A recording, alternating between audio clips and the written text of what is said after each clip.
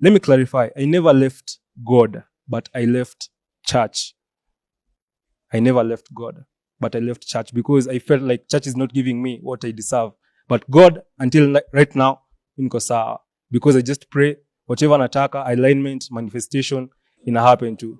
But stories at church, I just feel like ilikuwa inanilock sana to believing in someone ananiambia kenye ananiambia instead of me, talking to God directly in terms of my prayers and receiving what I just want. You can't say you've left God, you've left the church, and you are with God. It's deceptive. It's deception. The church is the bride of Christ. Number one. Number two, the church is the body of Christ. So there is no way you can leave, my leg can leave me, but my head is with me. Impossible. So we being part of the church, it's very deceptive to think that you have now left the church and you are with God. However, I understand where they may be coming from. By them leaving the church, they're talking about leaving the organization called church, not the church, the body of Christ.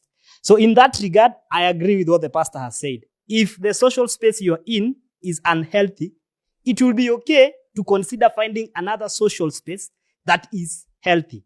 If the pastor is abusive, change churches. If the congregation is hurtful, change churches.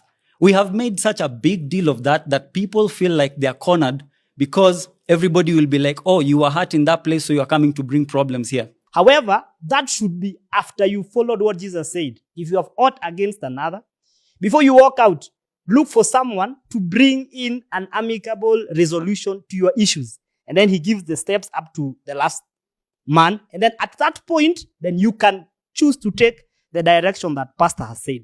However, if you've not tried that, you're going to be creating another misfit where if I'm hurt with person A, I walk out and go to person B.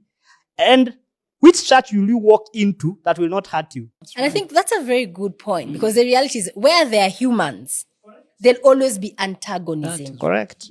So what we must learn is how to disagree, how to handle conflict, and also how to communicate in a respectful way that maybe Pastor Kev, I felt this way. And maybe just because I felt it doesn't mean that it was real also.